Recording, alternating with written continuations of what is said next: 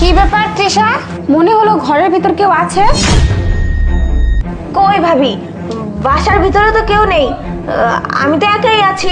তাছাড়া তোমরা তো কাজেই যাচ্ছ তাই না? কাজে লেট হয়ে যাবে, তাড়াতাড়ি যাও না। কিন্তু আমার তো মনে হলো তুমি ছাড়া ঘরের মধ্যে ছেলে মানুষ আছে। আরে না না ভাবি, আসলে মনে হচ্ছে যে ঘরের ভিতরে যে বিড়ালটা আছে না, ওইটা কিছু ফেলে দিয়েছে, এই জন্য শব্দ হয়েছে। তোমার ভুল ধারণা এটা। আরে প্রিয়া, তুমি শুধু শুধু সময় নষ্ট করছো। আসলে বিড়ালটা হয়তো কিছু ফেলে দিয়েছে, আর আমার বোন তো মিথ্যা কথা বলছে না। শোনো, চলো তো আমরা আমাদের কাজে যাই। হ্যাঁ হ্যাঁ, ভাইয়া তো ঠিক কথাই বলেছে। যাও না ভাবি, তোমাদের কাজগুলো সেরে আসো তাড়াতাড়ি।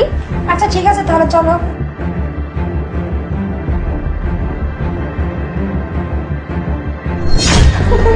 যাক, ভালো হয়েছে, ভাইয়া আর ভাবি এখন চলে গিয়েছে। আচ্ছা ঠিক আছে, চলো আমাদের কাজ শুরু করি। চলো চলো।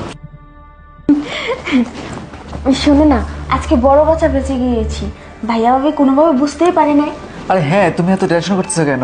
আর ওরা তো এখান থেকে চলে গেছে, এখন তো বাসায় কেউ নাই, এখন বাসাতে আমি আর তুমি। চলো না শুরু করি। ঠিক আছে চলো চলো। শোনো, আমি একটা কথা বলতে চাই তোমাকে। কি বলবে? তোমার বোনের আচার ব্যবহার, তার কথাবার্তা না আমার একদম ভালো লাগতেছে না। আমার মনে হচ্ছে তোমার বোন অন্য কোনো কিছু নিয়ে ভাবতেছে বেশি, আর অন্যদিকে ডাইভার্ট হয়ে যাচ্ছে।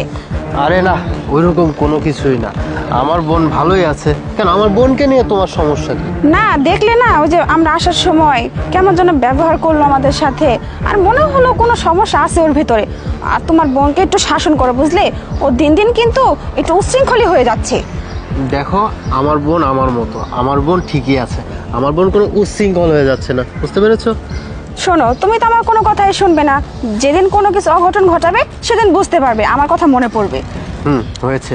আচ্ছা চলো। আচ্ছা, 1 মিনিট। কি হয়েছে আবার? আমরা যেই কাজে যাচ্ছি সেই কাজটাই তো হবে না। আসলে ভুল করে তো মানি ব্যাগ আমি বাসায় রেখে এসেছি। কি যে করো না, তুমিও হয়েছো আরেকজন। চলো গিয়ে মানি ব্যাগটা নিয়ে আসি। শোনো না, এইভাবে আর কতদিন? চলো না আমরা বিয়ে করে ফেলি। আরে বিয়ে তো করবই, আমার তো কোনো সমস্যা নাই। সমস্যা তোমার, তোমার ভাইয়া ভাবি, তুমি তাদেরকে ম্যানেজ করো। আর ম্যানেজ করতে পারলেই তো আমরা তাড়াতাড়ি বিয়ে করতে পারবো, তাই না? হ্যাঁ, তুমি অবশ্য ঠিক কথাই বলেছো।